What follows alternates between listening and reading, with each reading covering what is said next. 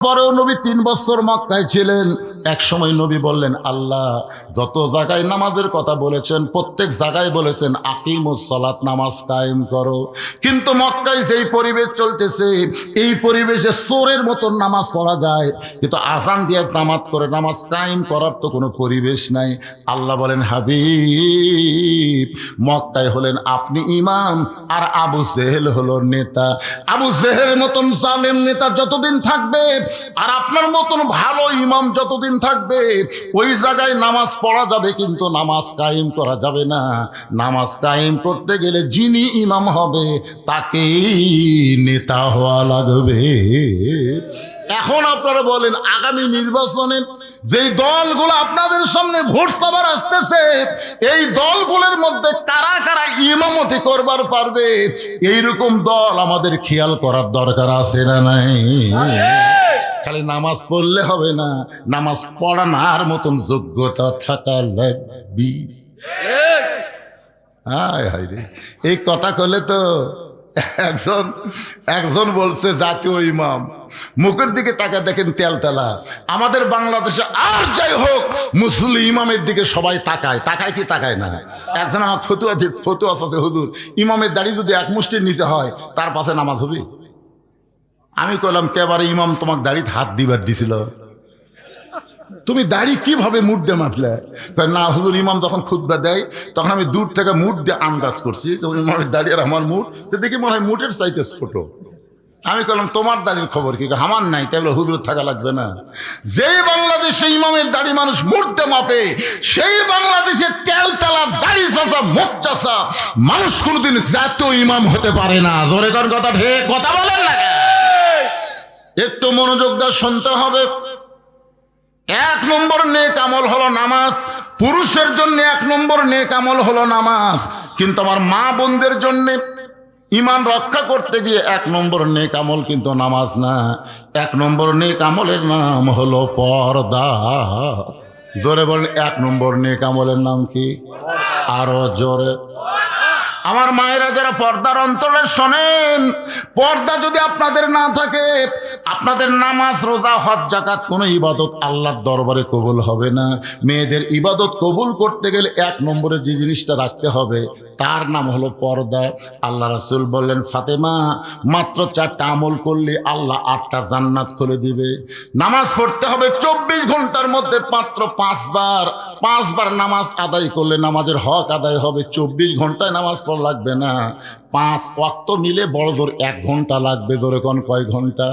তাহলে 24 ঘন্টার মধ্যে 1 ঘন্টা 5 ওয়াক্ত নামাজ পড়লে নামাজের হক আদায় হবে। ও ফাতেমা 12 মাস রোজা রাখা লাগবে না, 12 মাস রোজার কোনো দরকার নাই, বছরে 1 মাস রোজা রাখলে রোজার হক আদায় হবে। ও ফাতেমা 3 নম্বর হলো স্বামীর খেদমত সব সময় করা লাগবে না। স্বামী যখন খেদমত চাবে তখন স্বামীর খেদমত করা লাগবে। স্বামী যদি খেদমত না চায় তাহলে ইচ্ছা করে কোনোদিন খেদমত করতে যায়ও না, কারণ অতি ভক্তি। হঠাৎ যদি কোনোদিন আপনার বউ আপনাকে বেশি বেশি খেদমত করতেছে, দেখবেন চুল টানতেছে, মাথা টিপা দিচ্ছে, পায়ের লোক টানতেছে, বাতাস করতেছে, একটু এটা সেটা না খাবার দিচ্ছে, আপনি বুঝবেন সেই দিনই আপনার বাপের বিরুদ্ধে, নয় আপনার মায়ের বিরুদ্ধে, নয় আপনার ভাইয়ের বিরুদ্ধে, নয় আপনার বোনের বিরুদ্ধে ওয়াজ করবি। গেলেন আমার বউ নাই, আমি যত বলি হুজুরে আমার বউ নাই, আমি জানি তো যে এই দিন আমার খুবই খেদমত করতেছে, সেই দিন বুঝতে পারি আজ একটা অন্যায় ওয়াজ হবে। এই খেদমত করতে করতে আবার কান্দেও, জানেন, মাথা টিপতেছে, ওর চোখ দিয়ে লেবু রসের মতন পানি ছাড়তেছে। আমি বললাম, কি হচ্ছে গো, কি হচ্ছে? কান্দিস করে কি স্বামী খেদমত কারো কান্দ কেন? তখন বলে, আমি একটু তোমাকে জান্নাত থাকবার চাই গো, কিন্তু হবি না। আমি বললাম, কি জন্য হবি না? বলে, তোমার বুড়া বাপ আর বুড়ি মা খালি ফ্যাস ফ্যাস করে, তুমি যখন বাইরে যাও তোমার বাপ মায়ের অত্যাচার আমার কলজা চলে গেছে গো। তুমি যদি বাপ মার সাথে থাকবার চাও তাহলে আমার বাপের বাড়িতে পাঠিয়ে দাও, আর আমার সাথে যদি সুখের শান্তির সংসার করবার চাও তাহলে তোমার বাপ মা বাদ দেওয়া লাগবে। অমা আলাইনা ইল্লাল বালাক। এমন সুন্দর একটা ওয়াজ করছে, এখন আপনি কি করবেন? আপনার পা টিপতিতে বাতাস করতেছে, আপনি কি করবেন? এমন সময় আল্লাহর কোরআন আপনার সামনে এসে বলবে লিয়াবলুয়াকুম আইয়ুকুম আহসানু আমালা, তোমাকে সুন্দর আমলের পরীক্ষা করা হবে। ওই সময় সবচাইতে সুন্দর আমল হলো যে গজলটা আপনারা শুনলেন। এই গজলটা শুনে কি বুঝলেন? আল্লাহ কোরআনে বলেছেন ওয়াকাদা রব্বুকা আল্লা তা'বুদু ইল্লা ইয়াহু ওয়া বিল ওয়ালিদাইনি ইহসানা। বউ যদি মরা যায়, সকালে মরলে বিকেলে বিয়ে করা যাবে কি যাবি না? বউ যদি ছেড়ে দেন, বইয়ের কোনো অভাব নাই। কিন্তু বাপ মা যদি মারা যায়, কিয়ামত পর্যন্ত যদি আপনি কাঁদেন, ওই দরদের বাপ মাকে আর আপনি ঘুরে পাবেন না। দরকার হলে বউ ত্যাগ করব, কিন্তু বাপ মাকে ত্যাগ করা যাবে।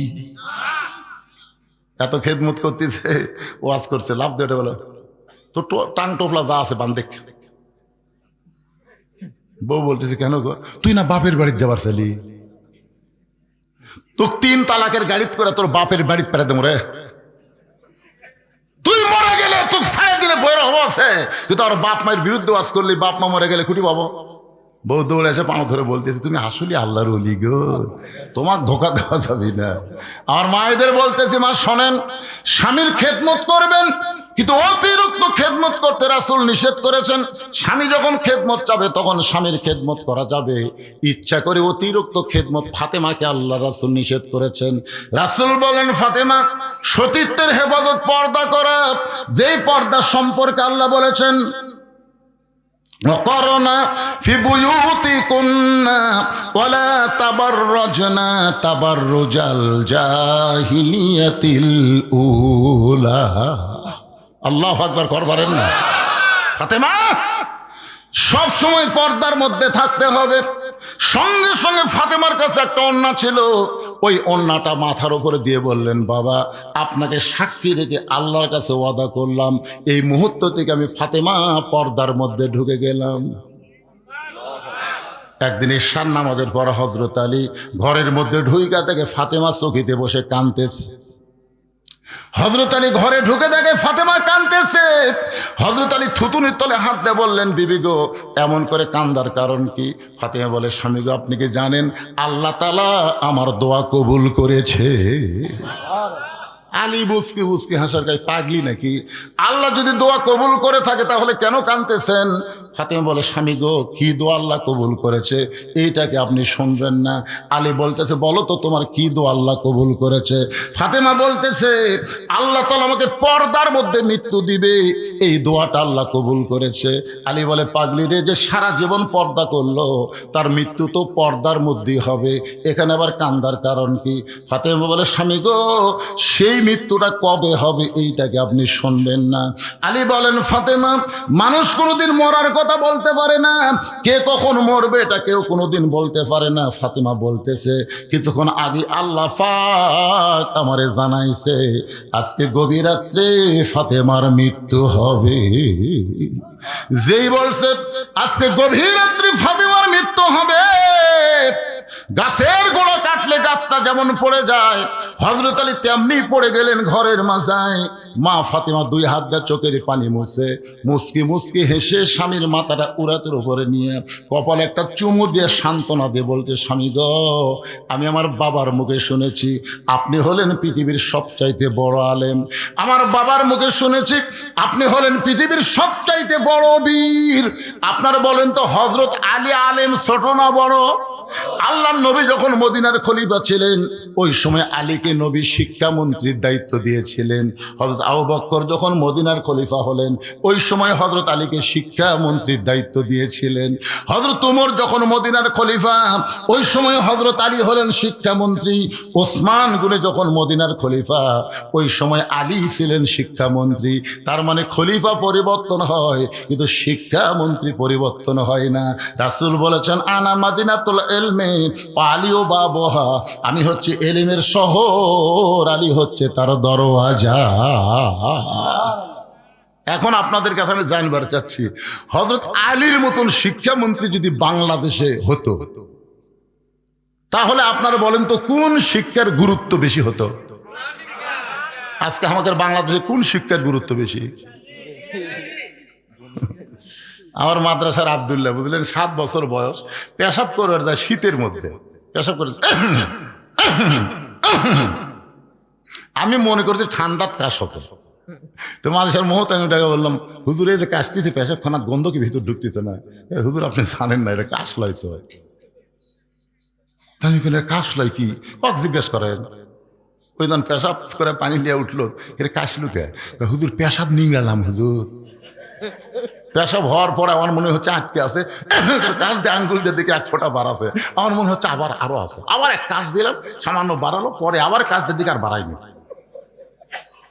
পানি খরচ করলাম, এখন ওযু করবো। কে রে আব্দুল্লাহ, তুই 7 বছরের বাচ্চা, এই যে পৌষ মাস মাঘ মাসের শীতে ওযু করবি কেন রে পাগলা? আপনি জানেন না হুজুর, আমরা যে পড়া পড়ি এটা ধরবার গেলে শরীর পবিত্র থাকা লাগে হুজুর, ওযু ছাড়া হয় না। 7 বছরের বাচ্চার কথা শুনে আমি ওটি বসা পড়লাম। অথচ ওর চাইতে 2 বছরের বড়, ক্লাস 2 পড়ে, কান্দত ব্যাগলে খাড়া হয়ে মারতেছে। আমার গ্রামের এক ছেলে কিয়ামতের লক্ষণ পেশাব দিয়ে 40 লিখছে জানেন।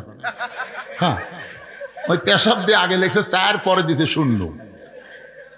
আমি বললাম করে পেশাব দিয়ে অঙ্ক লেখা জীবনে প্রথম দেখলাম। মাথা হাত দিয়ে চিন্তা করলাম এটা কি দিই। এক সময় রাগ সামলাম, এই কইছি মারছে তো। আমি দৌড়ে গিয়ে ধরে বললাম কি করলি? কেরে কেমনে পেশাব করা লাগে, বসে পেশাব করা লাগে, তোর স্যার তোকে শিখাইনি? তখন বলে চাচা দেখি কন, প্রাইমারি পেশাবখানার যা দিকে আমার স্যারই খাড়া হয়ে পেশাব করে। 90% মুসলমানের দেশে যেই শিক্ষার গুরুত্ব দিতে হবে, সেই শিক্ষা পড়তে গেলে আগে পবিত্র হওয়া সেটা লাগবে। ধরে কোন কথা ঠিক কিনা? আমাদের বাচ্চাগুলোকে পবিত্র হওয়ার শিক্ষা দেওয়ার দরকার আছে না নাই? কি শিক্ষা দিচ্ছে? আকদম বাগদম ঘোড়াডম সাথে ঢাক ঢোলক ঝাঁঝর বাজে, বাঁচতে বাঁচতে চললো ঢুলি, ঢুলি গেল কমলা ফুলি। আপনার বলেন তো এর মধ্যে একটা কথা সত্যি আছে? তাহলে আপনার বেগুনা মাসুম বাচ্চাকে আপনি মিথ্যা শিক্ষা দিচ্ছেন, আর সেই শিক্ষার জন্য শিক্ষামন্ত্রী হাজার হাজার কোটি টাকা সংসদ থেকে বাজেট করতেছে। আগামীতে 12ই ফেব্রুয়ারি সঠিক জায়গায় যদি কাম করবার পারেন, আর কোনো নাপাক শিক্ষা থাকবে না, পবিত্র শিক্ষা দিয়ে মুসলমানের শিক্ষা শুরু হবে। ধরে কোন কথা ঠিক কি না? এই দৃশ্য বাংলাদেশ জমিনে দেখবার চাই। কারা কারা রাজি? 2 হাত তোলা, আল্লাহকে দেখেন। লিল্লাহে তাকবীর। হাত নামান ভাইজান। এই শিক্ষা আমাদের সন্তানের দরকার আছে না নাই? দরকার আছে না নাই? ফাতেমা চোখের পানি মুসকে হাসি দিয়ে বলতে, স্বামী গো, আমি আমার বাবার মুখে শুনেছি আপনি হলেন সবচাইতে বড় জ্ঞানী, আপনি হলেন সবচাইতে বড় বীর, বউ আপনার রাত্রেবেলা মরবে, এই কথা শোনার পরে আপনি এমনভাবে পড়ে গেলেন কেন? আপনি কি জানেন না এ দুনিয়া থাকার জায়গা না, এখানে আসলে যাইতে হবে। এই সত্যি কথাটা আমরা অনেকে স্বীকার করতে চাই না। আজকে আপনারা স্বীকার করেন, আসলে যাই বলতেছেন না, মনে করতেছেন থাকবেন। থাক ইনকা করে কি দেখতেছেন ভাই? 6 তলার ভিত দিছি হুজুর, 3 তলা কমপ্লিট হচ্ছে, রড বার করে থুছি হুজুর। 6 তলার ভিত দিছে, 3 তলা কমপ্লিট হচ্ছে, রড বার করে থুছে হুজুর। দোয়া করবেন হুজুর, আর 3টা তালা দান করবার পারি হুজুর। হুজুরও দোয়া করতেছে, আল্লাহ 3 তলা করছে, আর 3 তলা দান করবার পারে আল্লাহ। করা শেষ হলে যেন মরে আল্লাহ, করা শেষ হলে যেন মরে। আপনার বলেন তো 6 তালা না 20 তালা? কথা কোন 6 তালা না 20 তালা? তাহলে বারবার ঘাড় কাট করে উপর দিকে না তাকা, নিচ দিকে একবার তাকা। এই দুনিয়া থাকার জায়গা না, এখানে আসলে যাইতেই হবে। জোরে কোন কথা ঠিক কিনা? তো কেমনে যাবেন? কেমনে যাবেন? যে অবস্থা আছেন এই অবস্থায় গেলে তো পিটন খাওয়া লাগবে। কিন্তু যেদিন ডাক পড়িবে, কিন্তু যেদিন ডাক পড়িবে কবর মাঝে যাইতে, জোগাড় কিছু করছো বন্ধু তার মাঝে বিছাইতে। ফাতেমা বলে, স্বামী গো, এমন করে আপনি কাঁদবেন না। আমি মরে যাওয়ার পর আমার তিনটা চাওয়া আপনাকে পুরা করতে হবে। আমি দুনিয়া থেকে বিদায় নেওয়ার পরে আমার তিনটা চাওয়া আপনাকে পুরা করা লাগবে। আপনি যদি দুর্বল হন তাহলে আমার তিনটা চাওয়া আপনি কেমনে পুরা করবেন? আলী কান্দের বলে, ফাতেমা, দুনিয়াতে গরিব ছিলাম বলে তুমি কিছুই চাইলা না। হযরত আলী দুনিয়াতে ধনী ছিল না গরিব ছিল? কত বড় গরিব ছিল! আল্লাহ নবী বলেছেন, যদি আল্লাহ তাআলা না চাইতো আমি আলীর সঙ্গে আমার কলিজার টুকরা ফাতেমাকে বিয়ে দিতাম না। কারণ ফাতেমাকে বিয়ে দেওয়ার পর থেকে আমার ফাতেমার একটা দিন পর্যন্ত শান্তি হয় নাই। একদিন হযরত আলী গভীর রাত্রে ঘুম থেকে চেতন পায়ে দেখে ডান দিকে হাসান হোসেন ঘুম পাড়তেছে আর বাম দিকে তার বিবি ফাতেমা নাই। গভীর রাত্রে হযরত আলী তাকায় দেখে ডান পাশে হাসান হোসেন ঘুম পাড়ে, কিন্তু বাম পাশে তার বউ ফাতেমা নাই। আলীর চিন্তা হলো, এই গভীর রাত্রে আমার ফাতেমা কোথায় গেল? দরজায় গিয়ে তাকায় দেখে ফাতেমা মরুভূমির মধ্যে কালো চাদর মাথায় দিয়ে খুব জোরে জোরে হাঁটতেছে। আলীর সন্দেহ হয়ে গেল, এই গভীর রাত্রে আমার বউ ফাতেমা কোথায় যাবে? নিরাপদ দূরত্ব বজায় রেখে পিছনে পিছনে হাঁটতেছে। আল্লাহর নবী যেই ঘরে ঘুমায় ওই ঘরের জানলার পাশে ফাতেমা দাঁড়াইছে। আজকে যদি আমার মা খাদিজা দুনিয়াতে জীবিত থাকতো, আজকে যদি আমার মা খাদিজা দুনিয়াতে থাকতো, আমি আপনার কাছে আসতে পারতাম না বাবা। কারণ মেয়েরা বাপের কাছে চাইতে বড় শরম লাগে। মেয়েরা সব কথা কয় তার কাছে। আমাকে আল্লাহ ছেলে দেয় নাই, আমাকে আল্লাহ ছেলে দেয়নি, আমাকে আল্লাহ তিনটা মেয়ে দিছে। আপনারা মনে করেন না এর জন্য আমি খুব কষ্ট, তা না। আমার তিনটা মেয়েকে আমি এত আদর করছি। 2.5 বছর বয়স পর্যন্ত তিনটা মেয়েকেই 2.5 বছর বয়স পর্যন্ত আমার বুকের উপর ঘুম পাড়াচ্ছে। আমার বউ কয় দোলনাতে না ছুঁয়া বুকের মধ্যে ঘুম পাড়ান। আমি বললাম, এরা বড় হয়ে যান কবার না পারে, বাবার ছেলে হয়নি বলে বাবা আমাকে দেখতে করেনি। আমি এত আদর সোহাগ ভালোবাসাতে বড় করছি, এখন কোনো কিছু লাগলে আমার কাছে আর আসে না। যা কিছু কয় আর মায়ের কাছে কয়। আমার খুবই রাগ হলো, মায়ের কাছে কথা বলিস কেন? আমার কাছে এমন তাড়া দিলাম দেখি 3 জনে ঘরের মধ্যে ঢুকছে। আমি বললাম, তোদের কি লাগবে বল? কথা কয় না। আমি 3 জনের হাতে 300 টাকা দিলাম, 100 করে দিয়ে বললাম, মা হয়েছে? তখন বড় মেয়ে বলতেছে, সেটা আপনার বিবেচনা। তখন আবার 100 করে দিলাম, দিয়ে বললাম, মা হয়েছে নাকি? যদি আপনি বোঝেন। তখন আবার 100 করে দিলাম। যেই দিলাম 3 জন হাসতে হাসতে সালাম দিয়ে চলে গেল। আমার বড় ভাইকে একদিন বললাম, কে রে ভাই, আমার তো ছেলে নাই, তোমার তো ছেলে আছে, তো মেয়েরা এইভাবে চায়, ছেলেরা কিভাবে চায়? তখন আমার ভাই বলতেছে, শালার লাগবে 100 চাই 1000। তখন আমি বললাম, আল্লাহ রে, ছেলে না হয় তো ভালো। কারণ মেয়েদের অভ্যাস হলো মায়ের কাছে। জোরে বলেন কার কাছে? ফাতেমা কান্দের বলে, বাবা, আমার মা খাদিজা যদি দুনিয়াতে থাকতো তাহলে আপনার কাছে আসতাম না বাবা। মেহেরবানি করে আপনি একটু ঘরের দরজা খোলেন। গভীর রাত্রে আল্লাহ নবী ঘরের দরজা খুলে দিল। যেই মাত্র ফাতেমা ঘরের মধ্যে, সঙ্গে সঙ্গে হযরত আলী দৌড়ে জানলার কাছে এসে কানটা লাগায় শুনতে চায় বাপ মেয়ের মধ্যে কি এমন গোপন গল্প হয়। ফাতেমা বলতেছে, বাবা মেহেরবানি করে একটু বাতি জ্বলান, বাবা একটু ঘরে বাতি জ্বলান। আল্লাহ রাসূল বলে, ফাতেমা কি বলবি বল, বাতি জ্বলান লাগবে না। ফাতেমা বলতেছে, বাবা বহুদিন বলেছি কিন্তু বলে কোনো কাজ হয়নি বাবা, আজকে একটু মেহেরবানি করে ঘরে বাতি জ্বলান। আল্লাহ নবী যখন ঘরের মধ্যে বাতি জ্বলাইছে, সঙ্গে সঙ্গে ফাতেমা 2টা হাত এইভাবে নবীর সামনে বেড়ে দিয়েছে।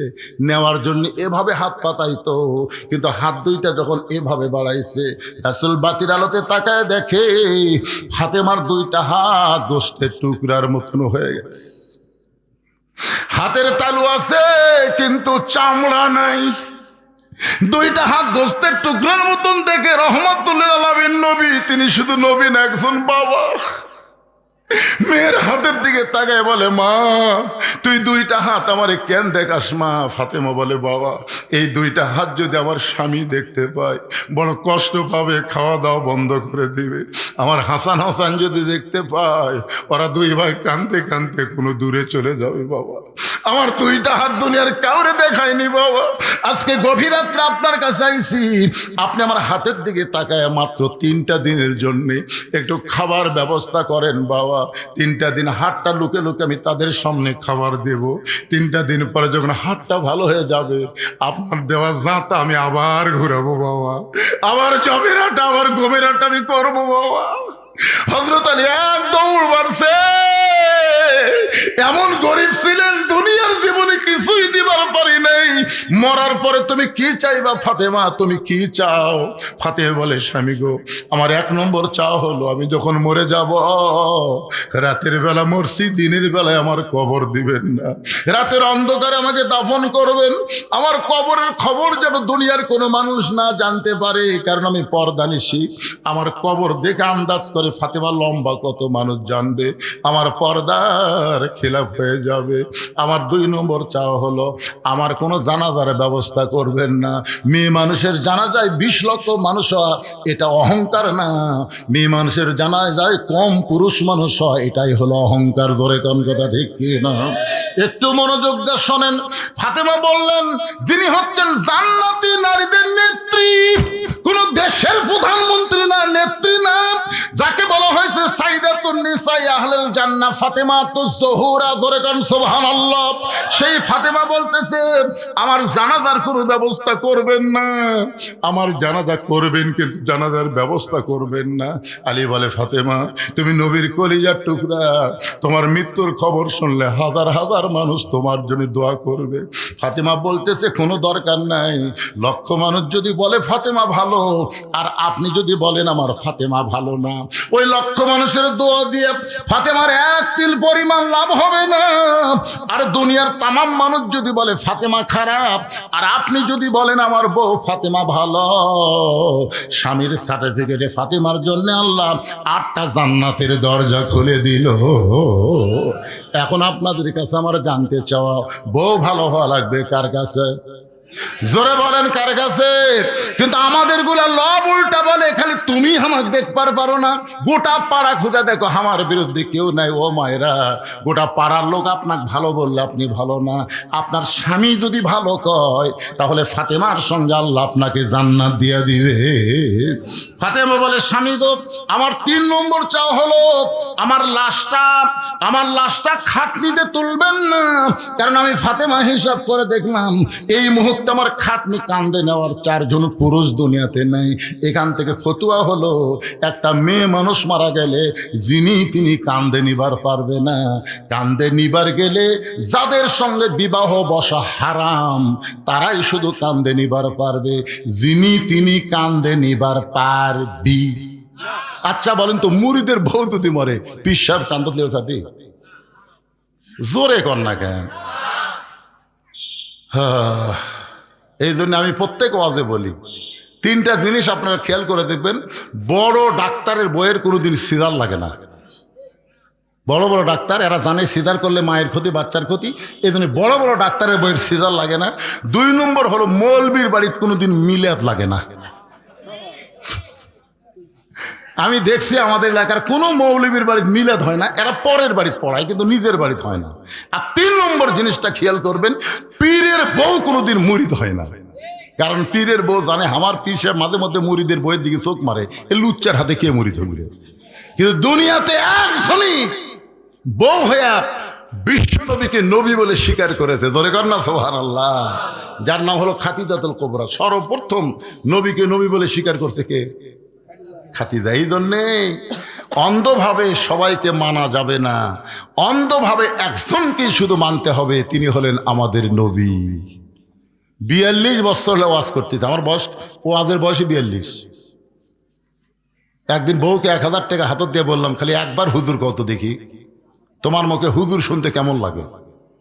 বউ খালি মুচকে মুচকে হাসে। টাকায় নতুন যে 1000 টাকা লোট বাড়াছে, টাকা হাতত দেখে মুচকে মুচকে হাসো কেবারে হুজুর কও। কয় যে জনগণ আপনাকে চিনে না তো, তাই হুজুর কয়। কিন্তু আমি তো আপনাকে চিনি গো, হুজুর কি এতই সোজা? সেই দিন বুঝেছি ভাই, বইয়ের কাছে পীর সাহেব হওয়া, হুজুর হওয়া খুবই কঠিন। আর সেই বইয়ের কাছে সর্বোত্তম নবী কে হয়েছে? আমাদের নবী। এই জন্য আল্লাহ বলেছেন, লাকাদ কানা লাকুম ফি রাসূলিল্লাহি উসওয়াতুন হাসানা, জোরে বলেন মারহাবা। একটু মনোযোগ দিয়ে শোনেন, ফাতেমা বলতেছে আমার বাবা যদি আজকে দুনিয়াতে জীবিত থাকতো, মরা মেয়ের লাশের খাটনি বাবা কান্দে নিবার পারতো, কিন্তু 6 মাস আগে আমার বাবা দুনিয়া থেকে বিদায় নিয়েছে। আমার হাসান হোসেন যদি বড় হইতো, মায়ের লাশের খাটনি কান্দে নিবার পারতো, কিন্তু এরা এত ছোট, এরা কান্দে নিবার পারবে না। ওই জান্নাতুল বাকির পূর্ব কোণায় সবুজ রঙের একটা বাতি জ্বলবে, ওই বাতি বরাবর আমাকে দাফন করবেন।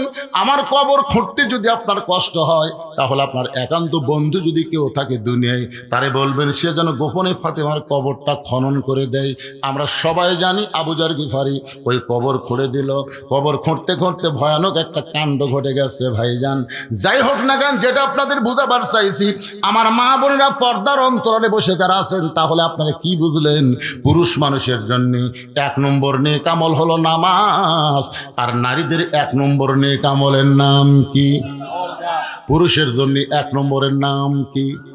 এই নামাজ কিন্তু ওয়াজ দেওয়া হবে না। এই নামাজ কায়েমের জন্যে আল্লাহর কোরআনের আমাদের দল করা লাগবে। জোরে কোন কথা ঠিক কি না? আল্লাহ বলেছেন আল্লাযীনা ইম্মাক্কান্নাহুম ফিল আরদ, মুসলমানের মধ্যে কাউকে যখন ক্ষমতার চেয়ার দেওয়া হবে, আসলে ক্ষমতার মালিক কে? আরো জোরে। 5-20 চাষতলে গল্প করতেছে, আওয়ামী লীগ ক্ষমতায় ছিল, আগামীতে বিএনপি ক্ষমতাতে আসতেছে আমার এলাকায়। 2-3 বার এই কথা শোনার পরে আমি বললাম নাউজুবিল্লাহ, নাউজুবিল্লাহ। তখন একজন আছে কয় হুজুর নাউজুবিল্লাহ কেন? আমি বললাম পাগলা, ক্ষমতাত আওয়ামী লীগও ছিল না, বিএনপি তো আসবি না। তোর একজন কয় হুজুর তাহলে ক্ষমতাত কে আসবে? ওই মনে করছে জামাত, বুঝলেন? ওই সেই খেপা। আমি বললাম পাগলা, তাহলে একটা আয়াত কই শোন। তো ইজ্জু মান তাশা ওয়া তুযিল্লু মান তাশা বিয়াদিকাল খায়র ইন্নাকা আলা কুল্লি শাইইন কাদির। সম্মান দেওয়ার মালিককে, অপমান করার মালিককে, ভালো মন্দর মালিককে, সমস্ত ক্ষমতার মালিককে। আল্লাহ ক্ষমতা দেয়, যেমন হাসিনাকে আল্লাহ ক্ষমতা দিছিল। কি দিছিল না? কিভাবে নিল? ওই যে 5 তলা বিল্ডিং এর উপরে 1.5 লাখ টাকার খাট আর 12,000 টাকার কম্বল গাওয়ার দেয়। রাত 9টার সময় বলতেছে আমার বাড়ি আমার ঘর, আমাক নামাইকে। এই কয়ে বেটা ঘুমাচ্ছে। 2 কান্দের ফেরেস্তা বলতেছে আল্লাহ ই তো ঘুমের আগে দোয়া পড়লো না। আল্লাহুম্মা বিইসমিকা আমু তো আহিয়া, দোয়া না পড়ে ই যে কইলো আমার বাড়ি আমার ঘর আমাক নামাইকে। আল্লাহ বলতে ঠিক আছে। রাত 3টার সময় একটা ভূমিকম্প, জোরে কোন কি কম্প? খালি বিল্ডিং একটু কাঁপে উঠছে, ওই এত ফোর্সে নামছে। ওর যে কম্বলের মধ্যে লুঙ্গি খোলা আছে ভাই, এই লুঙ্গিটাও পরার টাইম পাইনি। এত সুন্দর করে ভাতটা পাক করে থোছে, ধরে কোন কথা ঠিক ছিল। লুঙ্গি পরার টাইম পাইনি, ন্যাংটা হয়ে নামছে। ফেরেশতাকে আল্লাহ নামাইলা, তাই বলে ন্যাংটা করে নামালে। আল্লাহ বলে ক্ষমতা পাওয়ার পরে যারা 41 সাল স্বপ্নে দেখে, 24 সালে আল্লাহ তাদেরকে ন্যাংটা করে নামাবার পারে। তাই ক্ষমতার অহংকার করিস না রে, ক্ষমতার অহংকার করিস না। ক্ষমতা আল্লাহ দিবি, আবার ন্যাংটা করেও কেটে দিবি। কথা কন না কেন, কথা কন না কেন? ক্ষমতার মালিক কোনো দল না, ক্ষমতার মালিক হলো আল্লাহ। করে দেন ক্ষমতার মালিককে। আল্লাহ যখন কোনো মুসলমানের মধ্যে কাউকে ক্ষমতা দিবে, তার 1 নম্বর দায়িত্ব কি? 1 নম্বর দায়িত্ব হলো পর্দা সেতু। কি হচ্ছে? কি হচ্ছে?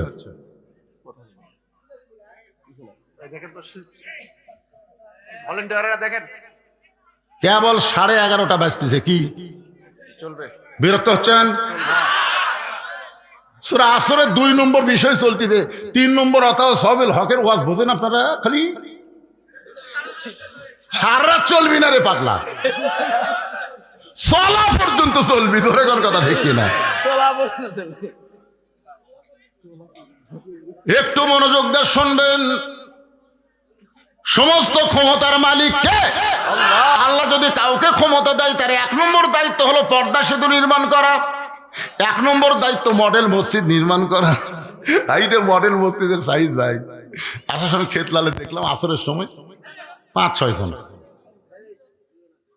5-6 জন মানুষ মডেল মসজিদ নামাজ পড়তেছে, তার মানে মডেল মসজিদ নির্মাণ করা না। 1 নম্বর দায়িত্ব হলো আকামুস সালাত, নামাজ কায়েম করা।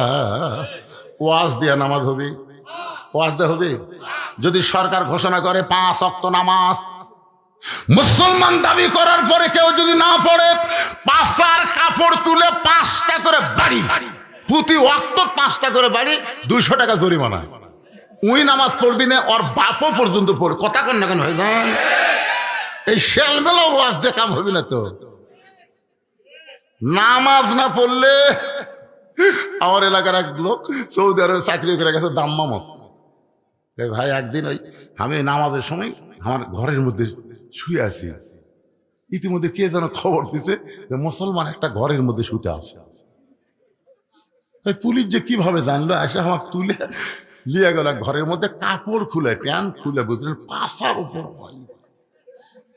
আমি সেদিন কান ধরে তওবা করছি, ওযু করে হোক আর না করেই হোক নামাজ আমি পড়বই। আগে নামাজটা যদি ধরে, আল্লাহ কোরআনে বলেছেন ইন্নাস সালাতা তানহা আনিল ফাহশাই ওয়াল মুনকার, একমাত্র নামাজই পারে মানুষকে যাবতীয় বেহুদা এবং খারাপ কাজ থেকে বাঁচাই দিতে।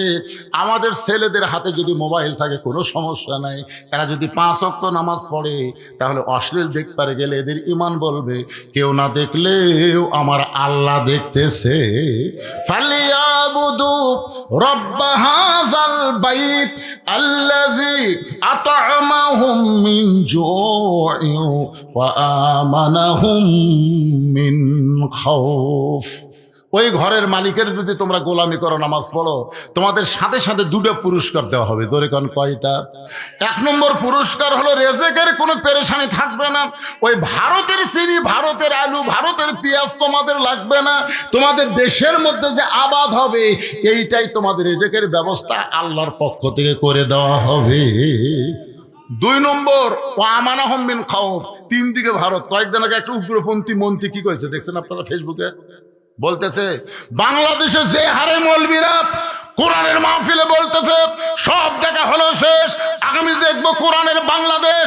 এই মৌলবীরা তো জানে না 3 দিকে ভারত, 1 দিকে সাগর।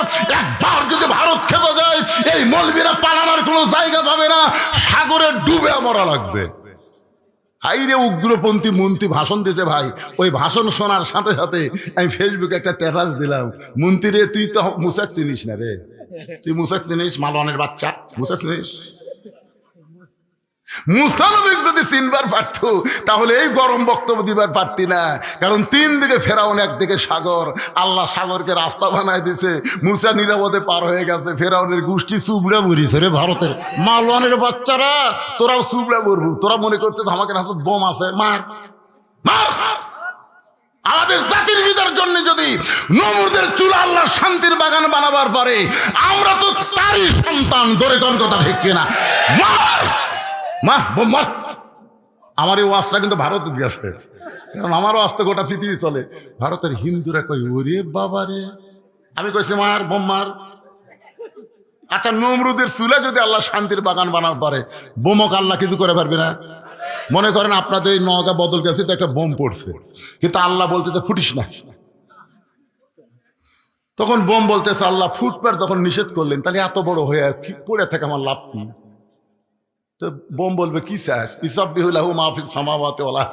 বোম বলবে আল্লাহ আপনি একটা কিছু করে দেন, তার সলপল খাবার পাবে। তখন আল্লাহ ওই বিশাল বমক মিষ্টি তরমুজ বানিয়ে দিয়েছে, বুঝলেন? এলাকার সলপল পাথর দেয় করে এত বড় তরমুজ পড়ে আছে। ওরা আবার দাও খুন্তি যা যা আসলো, কাশি টাচি লিয়ে তরমুজ কাটতেছে। ওরা দূর থেকে অনুবেক্ষণ দূরবীন যন্ত্র দেখতেছে, ওরে বাবারে আমাকে রে বোম ওরা কাটিয়ে খায়। আরে মালওয়ানের নেংটির বাচ্চা জানিস না রে? কি মনে করতেছেন? ফালিয়াবুদু রাব্ব হাযাল বাইত আল্লাযী আত'আমাহুম মিন জু'ইন ওয়া আমানাহুম মিন খাউফ। তাহলে নামাজ যখন কায়েম হয়ে যাবে, এই বাংলাদেশ একমাত্র আল্লাহ ছাড়া অন্য কারো ভয় করবে? রিজিক দেওয়ার মালিককে আরো জোরে জোরসে বলুন, পারে না? রিজিক দিয়ে আল্লাহ দেখায়নি? হাই রে আলু ভাই, ভারত দেওয়া লাগবে। সমস্ত আলু আলা কয় এত আলু হুজুর, এত আলু হুজুর।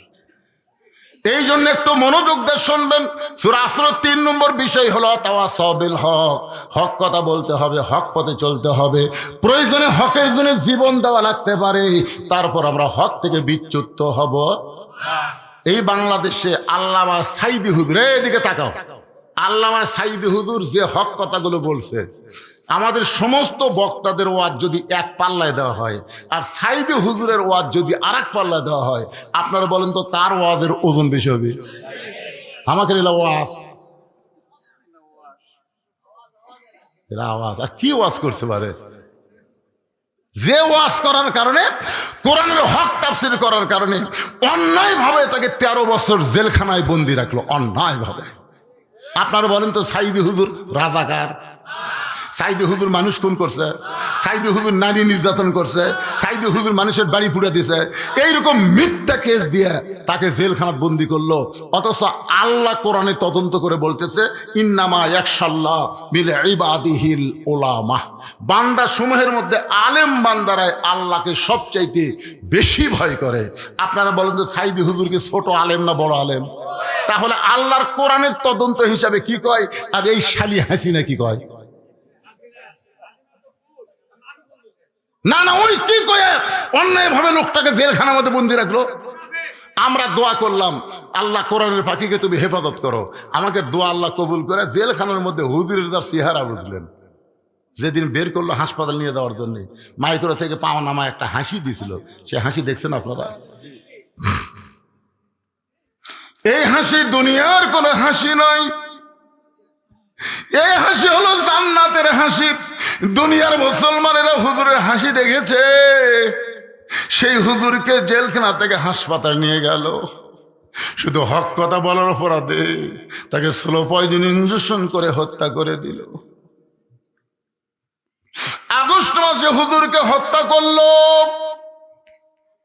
আমরা সমস্ত বাংলার মুসলমান যারা কোরআনকে ভালোবাসি, যারা হককে ভালোবাসি, তারা তাহাজ্জুদের নামাজ পড়ে আল্লাহকে বললাম, আল্লাহ এই জজ court, high court, supreme court Hasina দখল করছে, আল্লাহ এই কোর্টে আমাদের কোনো বিচার হবে না, আল্লাহ তোমার আদালতে বিচার দিলাম। আল্লাহ এমন কোরআনের পাখিকে হকের পথে থাকার কারণে অন্যায়ভাবে হত্যা করলো, তুমি এর বিচার করো আল্লাহ। আগস্ট মাসে আমরা বিচার দিলাম, পরের আগস্ট আসা মাত্র আল্লাহ তাআলা আমাদের দোয়া কবুল করে ওই বেহককে বাংলাদেশ থেকে তাড়ায় দিছে। ধরে কোন কথা ঠিক কি না? কুল জাল হক ওয়া যাহাকাল বাতিল ইন্নাল বাতিলা কানা যাহুকা। আল্লাহু আকবার। হক পথে চলতে হবে, হক কথা বলতে হবে। হকের উপর যদি মৃত্যু হয় অসুবিধা আছে? মরা তো লাগবেই রে ভাই। এখান থেকে বাড়ি যাওয়ার গ্যারান্টি দেওয়ার মরদ কেউ হলেন না। আমার বাড়ি সব চাইতে কাছে, আমি বাড়িতে যাবার পারবই, এই গ্যারান্টি যদি দিবার না পারেন তাহলে মরা লাগবে। এই বিশ্বাস অন্তর আনলে কি হয়? কি হয়ে মরব? আল্লাহ বলেছে লা তামুতুন্না ইল্লা ওয়া আনতুম মুসলিমুন, মুসলমান নহে তোমরা মৃত্যুবরণ করো না। সূরা আসর 4 নম্বর বিষয় হলো তাওয়াসাউ বিল হক ওয়া তাওয়াসাউ বিস সবর। ধৈর্য ধারণ করা লাগবে, নানা রকম বিপদ আপদ মুসিবত আসবে, এর মধ্যেও আমাদের ধৈর্য নিয়ে মোকাবেলা করা লাগবে। আপনার শোনেন মনোযোগ দিয়ে, যে মায়ের কোনোদিনও বাচ্চা হয় না, বিয়ে হওয়ার পরে এবার প্রথম বাচ্চা হবে, আপনারা বলেন তো ওই মায়ের ধৈর্যের দরকার আছে না নাই? সবাই তো জানে মায়ের পায়ের তলে সন্তানের জান্নাত। এই যে কি গজল শুনলেন। 23 সালের 25 ডিসেম্বর আমার মা মারা গেছে, 18 সালের 3রা জুলাই আমার বাবা মারা গেছে। যখন ছেলেটা গান গাইলো আমার চোখ দিয়ে অনায়াসে পানি চলে আসে। আরে কি বলবো প্রসবের কথা, মা বিনে সেই ব্যথা কেউ তো বুঝিবে না। মাজন ঠেকিয়া সন্তানের দায়, অকালে মা মারা যায়, কেন সে মায়ের ভক্তি করো না। এমন দরদি ভবে কেউ হবে না আমার মা গো। কিন্তু ভাইজান বাচ্চা তো লিচ্ছে, জানে না তো প্রসব ব্যথা। যেদিন বাচ্চা হবে, ওরে বাবারে প্রসব ব্যথায় চিল্লাচ্ছে আর বলবে মরে যাবো, বিষ খামো, গলার দড়ি দেবো, এই জীবন রাখবো না। দাদি নিনি দৌড়ে আসে, কি বলিস? বাঁচবো না দাদি, যে ব্যথা হচ্ছে এই কষ্ট সহ্য করে বাড়তি বিষ দাও তো। গলার দড়ি দেবো। দাদি নানি কই পাগলি তোর পায়ের তলে সন্তানের জান্নাত, অধৈর্য হলে হবি, অথবা সবই সবর, ধৈর্য ধর। জোর করে ঘরত লিয়া যায়, বিছনা শুয়া ঠান্ডা পানির মধ্যে নরম কাপড় চুবড়ায় কপালে দিয়ে বলতেছে ধৈর্য ধর, অথবা সবই সবর, ধৈর্য ধর। যখনই ব্যথার কারণে চিল্লা চিল্লি করে, দাদি নানি বলে রাস্তার ধারত বাড়ি, তুই যদি চিল্লা চিল্লি করিস রাস্তাতে মানুষ যাবি আর কি, ওই বাড়ির একটা মেয়ে মানুষ বাচ্চা অসময় তা জ্ঞান গেল, ভাই তোর কি শরম নাই? ধৈর্য ধর, দাঁতের উপর দাঁত দে, অথবা সবই সবর, ধৈর্য ধর, দাঁতের উপর দাঁত দে। যখন করতেছে এমন সময় দাদি ধাইমাকে বলেছে মা টান। যেই টান মারছে বিষের জ্বালায় বেহুশ হয়ে গেছে। বাচ্চা জন্ম হলো, বাচ্চাকে গোসল করানোর পরে ওই বাচ্চা যখন মায়ের বুকে দেয়, বাচ্চার দেহের পরশে মা হুঁশ ফিরে পায়। মা যেই মাত্র হুঁশ ফিরে গেছে, ওর যে প্রসব ব্যথা হলে এত কষ্ট হলো ওইটার একটু খেয়াল নাই। বাচ্চাকে বুকের কাছে নিয়ে মুখের মধ্যে নিয়ে জিব্বা বের করে চুমা খায়। দাদি নানি তিরস্কার বলে ফেলে দে, এরে ফেলে দে, লাগতে মারা ফেলে দে, এর জন্যই তো গলার দড়ি দিবার চাইলি, এর জন্যই বিষ খাবার চাইলি, একেবারে এমন আদর সোহাগ কেন করতেছিস? মা তখন বলে দাদি ব্যথার পরে এমন শান্তি এটা আমি আগে বুঝতে পারি নাই। এই বাচ্চা যখন বুকে নিলাম তখন আমি সব কষ্ট ভুলে গেলাম। এই বাংলাদেশে বহু ভালো মানুষকে ফাঁসি দেওয়া হয়েছে, এই বাংলাদেশে বহু ভালো মানুষকে গুম করা হয়েছে, এই বাংলাদেশে বহু ভালো মানুষকে জেলের মধ্যে ঢুকাইছে, এই বাংলাদেশে আমার মতন মৌলানা 9 বার জেলত গেল। এই বাংলাদেশে আমরা বাড়ির থাকতে পারি নাই, আমরা আলুর বাগুরের মধ্যে ঘুম পাড়ছি। ভাই কত কষ্ট সহ্য করেছি। মা যেমন কষ্ট সহ্য করে প্রসব ব্যথা সহ্য করেছে, এরপরে বাচ্চা যখন বুকে পাইছে মা সব ব্যথা ভুলে যায়। আমরা সব কষ্ট ভুলে যাব, একটাও কষ্ট আমাদের অন্তরে থাকবে না। যেদিন আল্লাহর কোরআন দা বাংলাদেশ চলবে আর কলেমার পতাকা পথ পথ করে আকাশে উড়বে, আমরা সব কষ্ট ভুলে যাব, ফাঁসির কথা ভুলে যাব, গুম করার কথা ভুলে যাব, নির্যাতনের কথা ভুলে যাব। মা যেমন সন্তান বুকে পায় সব কথা ভুলে যায়, আমরা আল্লাহর কোরআনের রাষ্ট্র দেখে আমরা সব ভুলে যাবার চাই। আল্লাহ যেন আমাদের সবাইকে এই তৌফিক দান করে। সকলে বলি আল্লাহুম্মা আমিন। সবাই ইস্তেগফার পড়েন। আস্তাগফিরুল্লাহ রাব্বি মিন কুল্লি জামবি ওয়া আতুবু ইলাইহি, আস্তাগফিরুল্লাহ রাব্বি মিন কুল্লি জামবি ওয়া। এই শোনেন, একটা মোনাজাত হবে, লাভ দিয়ে ওঠেন কেন রে ভাই, বাড়ির যাওয়ারই গ্যারান্টি নাই। আর দোয়া ও মুখুল ইবাদত, ইবাদতের মধ্যে দোয়া হলো মাথা রে। মাথা যদি না থাকে দেহের কোনো দাম আছে?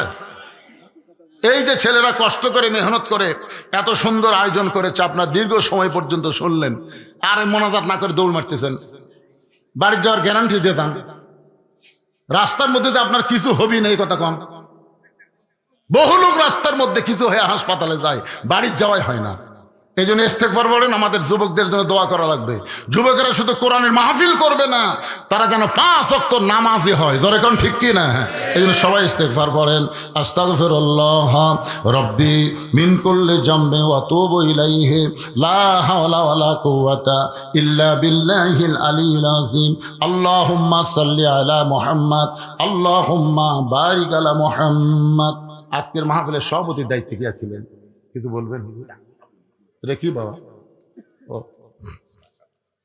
টাকা দিলেন না কিছু প্রশ্ন করলেন রে? একটা প্রশ্ন করছে, দেখেন তো সবার না একা। কম বয়সে বিয়ে করা সুন্নত, এই বিষয়ে বাবা মায়ের উদ্দেশ্যে কিছু বলেন। কে রে পাগলা, এত পরে আছো রে? 3টা বিষয়ে দেরি না করার বিষয় হলো, কোনো মানুষ মারা গেলে তাকে দাফন করতে দেরি করা যাবে না। 2 নম্বর হলো, কোনো ঋণগ্রস্ত ব্যক্তি হাতে যদি টাকা পয়সা আসে ঋণ পরিশোধ করতে দেরি করা যাবে না। আর 3 নম্বর হলো, ছেলে মেয়েদের যদি বিয়ের বয়স হয়, এটা কিন্তু সরকারি বয়স না, বিয়ের বয়স, বুঝতেছেন? সরকারি বয়স না, বিয়ের বয়স যখন হবে তখন বিয়ে দিতে দেরি করা যাবে না। আপনি চিন্তাই করবেন না বেকার আছে, এ আছে, সে আছে না, তাকে তাড়াতাড়ি বিয়ে দিবেন, আল্লাহ তাআলা রহমত বরকতের দরজা খুলে দেবে ইনশাল্লাহ। যদি বাপ মা দেরি করার কারণে ছেলে অকাম বদকাম করে, বাপ মারও দোষ হবে। এই জন্য আপনারা দেরি করবেন না। রেজেক দেওয়ার মালিককে আল্লাহ। ছেলে চরিত্রবান থাকবে, ভালো থাকবে, শরীরও ভালো থাকবে, স্বপ্ন দোষও হবি না, ওভারটেক করবি না। আল্লাহুম্মা আমিন। আল্লাহুম্মা আনতাস সালাম অমিনকাস সালাম তাবারাকতা ইয়া যাল জালালি ওয়াল ইকরাম। আয় আল্লাহ তাআলা, কঠিন শীতের ভিতরে তোমার হাজারো বান্দা বান্দিরা আরামের বাড়ি ঘুমকে বাদ দিয়া কোরআন হাদিসের মহব্বত কলিজার মধ্যে নিয়ে এই জান্নাতের বাগানে বসে বসে কোরআন হাদিসের আলোচনা শোনার শেষে আমি গুনাহগারের সঙ্গে রহমতের দরজায় ফকির হয়ে দোকানা হাত তুলেছি। আল্লাহ মেহেরবানি করে আজকের মাহফিল আমাদের সকলের হেদায়েতের জন্য, নাজাতের জন্য, জান্নাতের জন্য কবুল করো। এই মাহফিলের শুরু থেকে শেষ পর্যন্ত যতটুকু আলোচনা হয়েছে আল্লাহ, এর মধ্যে যদি ত্রুটি হয়, ভুল হয়, মাফ করে দিও। এর যা হাদিয়া মঞ্জুর করো। সোনার মদিনায় নবী পাকের রওজা মোবারকে আল্লাহ কবুল করে নিও। তামাম আম্বিয়াই কেরাম, আসহাবে কেরাম, তাবিনী কেরাম, তাবা তাবিনী কেরাম, তামাম পৃথিবীর মাটির নিচে যত মুমিন মুমিনা শুয়ে আছে আল্লাহ সকলের ওয়াফরে হাদিয়া কবুল করো।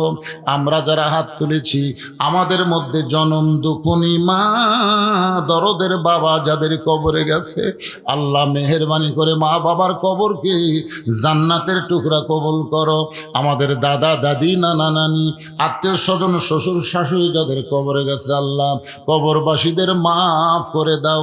যেই যুবকেরা কষ্ট করে মেহনত করে টাকা পয়সা খরচ করে আজকের জান্নাতের বাগান লাগাইছে আল্লাহ এই সকল যুবকদেরকে 5 ওয়াক্ত নামাজি কবুল করো।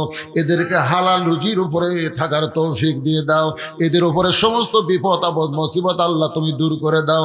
প্রত্যেক বছর এমন করে কোরআনের একটা মাহফিল যেন করতে পারে এমন ইমানি শক্তি এই যুবকদেরকে দান করে দাও। এই যুবকগুলোকে আল্লাহ কোরআনের জন্য কবুল করে নাও। এই যুবকদেরকে যারা বুদ্ধি দেওয়া, পরামর্শ দেওয়া, অর্থ দেওয়া, সহযোগিতা করেছে আল্লাহ তাদের সকলকে আবু বকর রাদিয়াল্লাহর সঙ্গে জান্নাতি কবুল করো। আমি গুনাহগার বলে দোয়া ফিরে দিও না। আজকের মাহফিলের সম্মানিত সভাপতি, সহসভাপতি, আজকের মাহফিল আলেম ওলামা, হাফেজকারী, ইমাম, মুয়াজ্জিন, হাজী সাহেব, মুরব্বী, যুবক, কচিকাঁচা, পর্দার অন্তরালের মা বোনেরা যার 2 হাত পছন্দ করো সেই 2 হাতের ওসিলায় আজকের মাহফিলকে কবুল করো। আল্লাহ আমি অসুস্থ, আল্লাহ আমার মতো অসুস্থ অবস্থায় যারা হাত তুলেছে সবাইকে সুস্থতার নিয়ামত দান করে দাও। যে কোরআন শুনলে মজা লাগে, যেই কোরআন শুনতে ভালো লাগে, সেই কোরআনের সমাজ, কোরআনের রাষ্ট্র একটা বারের জন্যে আমাদেরকে সকলকে দেখার তৌফিক দিয়ে দাও। আল্লাহ গোটা বিশ্বের মুসলমানকে আল্লাহ হেফাজত করো। আমার বাংলাদেশের সবাইকে মিলে মিশে একতাবদ্ধ হয়ে কোরআনের পক্ষে কাজ করার তৌফিক দাও আল্লাহ। আল্লাহ আমরা কোনো দলাদলি করব না, আমরা মিলেমিশে থাকতে চাই আল্লাহ। আমরা সবাই মুসলমান। ঘরে আগুন লাগলে সবাই দল করে না, দৌড়ে এসে আগুন নিভাই। কেউ মারা গেলে দল করে না, সবাই সে তার জন্য দোয়া করে। আমরা সবাই মিলেমিশে থাকতে চাই আল্লাহ। আমাদের কোনো দল নাই, আমরা সবাই মুসলমান। আল্লাহ আমাদেরকে মাফ করো, কবুল করো আল্লাহ। সুবহান রাব্বিকা রাব্বিল ইজ্জাতি আম্মা ইয়াসিফুন ওয়া সালামুন আলাল মুরসালিন আলহামদুলিল্লাহি রাব্বিল আলামিন। ওয়াজাল আখিরাতি কালিমাতুনা ইনদাল মাউতি। সকলে পড়েন লা ইলাহা ইল্লাল্লাহু মুহাম্মাদুর রাসূলুল্লাহ। সকলে বলি সাল্লাল্লাহু আলাইহি ওয়াসাল্লাম। আসসালামু আলাইকুম ওয়া রাহমাতুল্লাহি ওয়া বারাকাতুহু।